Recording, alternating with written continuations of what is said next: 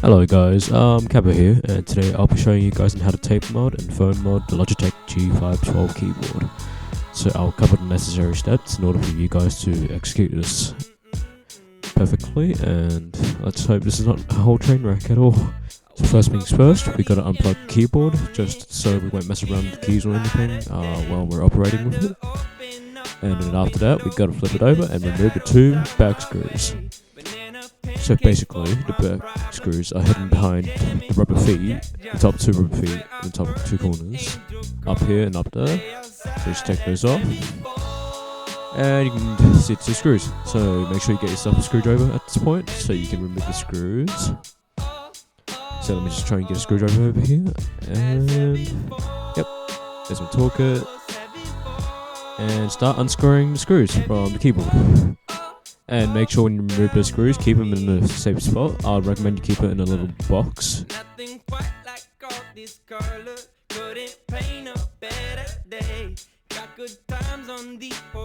After you remove the two screws, put the keyboard back in its original orientation. And now I'm going to take off all the keycaps. So this is going to be a pretty long process for me, so I might speed up the video from here.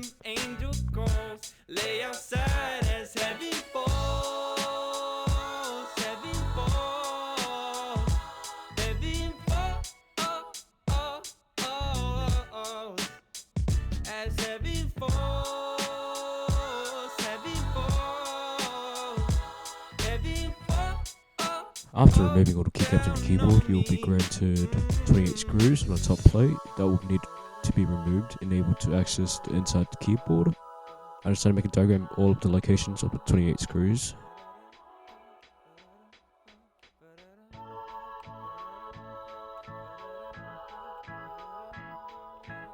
After locating the 28 screws, start the unscrewing process and put the screws somewhere safe in like a box, or alternatively you can leave them in a place that won't get knocked away or won't get lost. Since this process is going to take quite a while, I might as well speed the video up. Feel free to pause the video.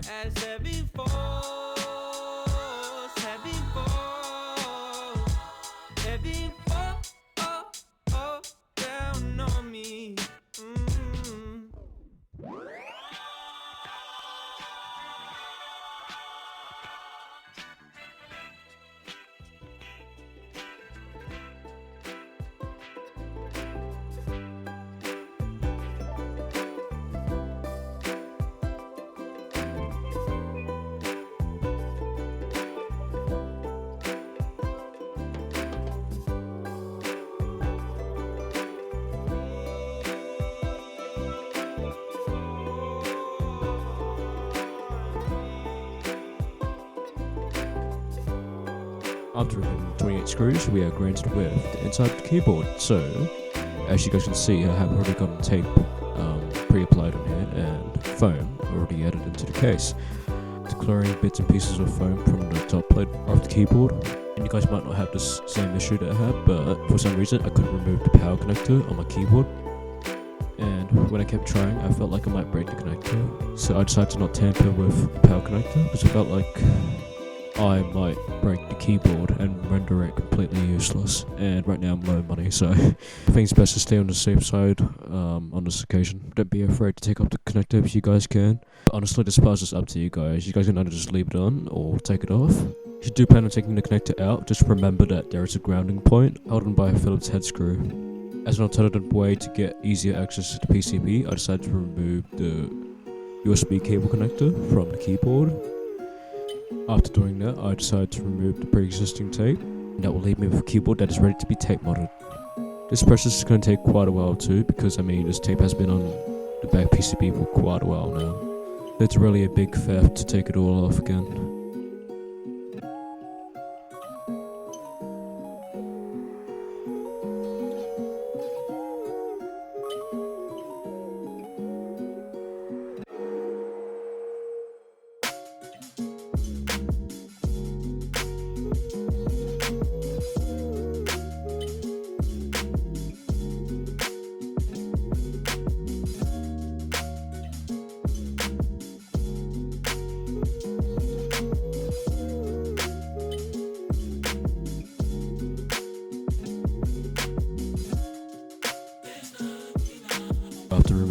tape, I decided to get out a roll of masking tape, which is recommended if you want to do tape mod. I haven't tried clear tape before, but I think it's not recommended and it might not be safe for the whole keyboard itself, so it's a whole topic for another day.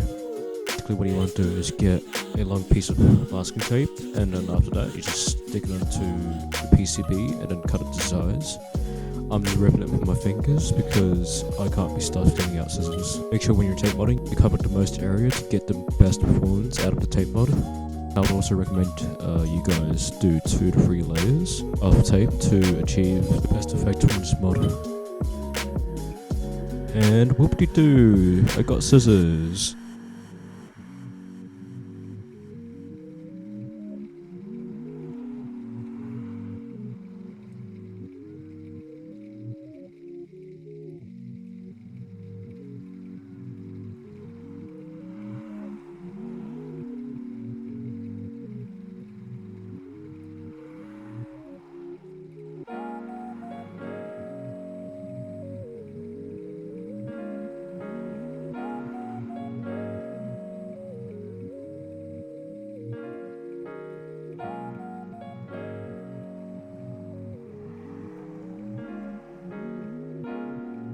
So after tape modding the whole thing, we'll be moving on to the next step, which is poking holes into the PCB in order for the top plate to align with the keyboard case.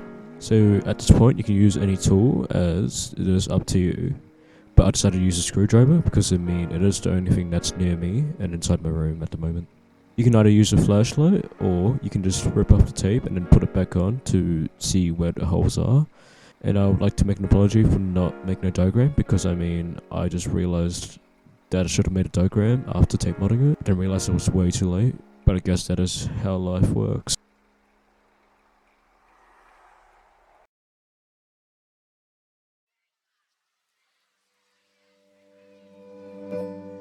Well, the best in life for free, so why not me? So why not me? Never did I have to ask the sun to shine on me, to shine on me. Well, the best in life for free, so why not me? Why not me? Never did I have to ask the sun to shine on me, hey, to shine on me. Okay. After I had finished putting on all of the new tape and poking new holes into it, I realized I could continue on to the foam mod. But then at this point, I realized that I did not poke all of the holes into the tape. I did not realize this until I reassembled the keyboard, which is going to be shown later into the video. Why do I even deserve to live? So after the tape mod, we're going to move it to the foam mod. So basically the foam that I'm going to be using is neoprene foam, which is known to be pretty good for dampening noise inside the keyboard. But there are some other good alternatives like PE foam, EVA foam, and many more, but I'm just going to stick to neoprene foam in this case. First you got to get a piece of neoprene foam or any other kind of foam in either a 2mm or 3mm thickness, and when you cut it down to size, use a pencil to mark the lines of where you're going to cut in order to get good fitting pieces.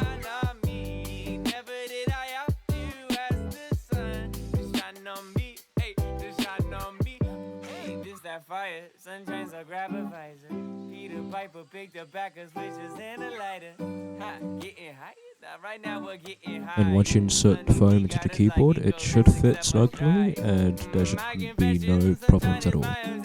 After doing the tape mod and foam mod to your keyboard, it's time to reassemble the keyboard in chronological order.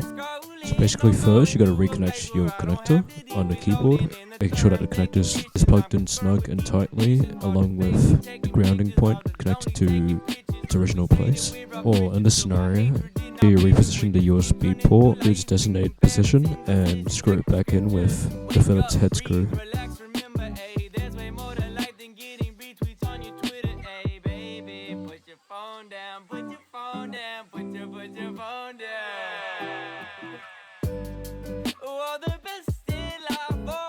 After getting the Phillips head screw into the socket of the USB cable, we will put the top plate onto the keyboard casing to see if it all fits and see if there is any minor inconsistencies that can be fixed.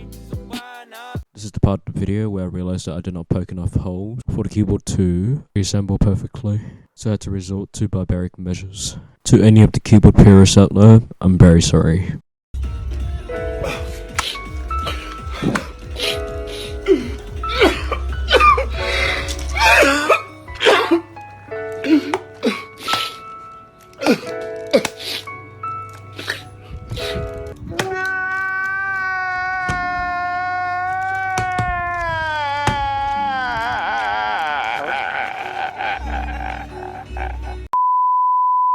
After letting out all of your emotions, it's time to rescrew the keyboard. So again, this is a pretty long process, so I might as well speed it up, and feel free to pause it if you want to.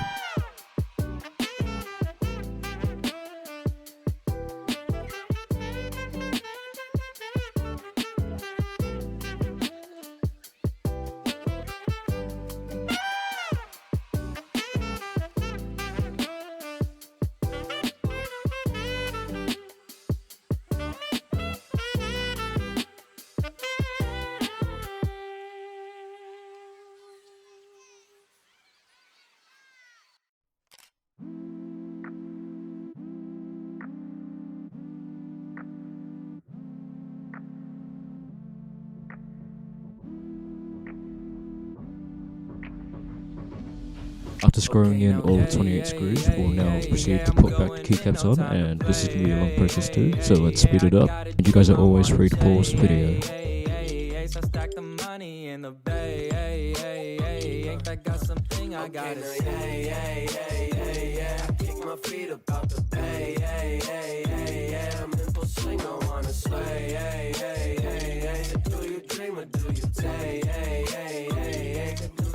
Okay, now hold up, hey, I got that soda drink, I'm feeling glowed up, hey, girl hit my phone up, hey, she told me roll up, hey, come through, come over, okay, I'm feeling lonely, hey, still feeling lonely, okay, I'm feeling over the underhanded, been nice and know it's like we is grown up and understanding that shit just has overs, but not getting over overs, I oversight been unfocused, I overnight been the closest, I'm over hiding emotions, I said like, girl, why is you walking? Girl, why aren't we talking? You were the one who was looking for something. I remember now why it ain't about loving. I just wanna get on my wave. Oh, if you don't wanna, just say so. Otherwise, call it a day. I got places to be. I can't stay in one place. So, you know, since like 16, I've been all on my own too.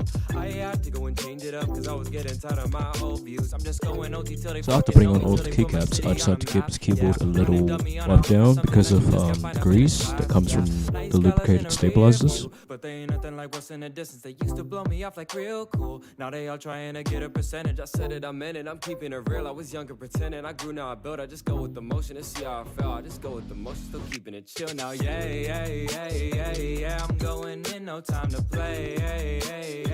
I got a dream I wanna chase. So stack the money in the bay. I got something I gotta say. After giving the keyboard the wipe down, we'll turn the keyboard around and reinstall the 2 back screws and reinstall the 2 rubber feet.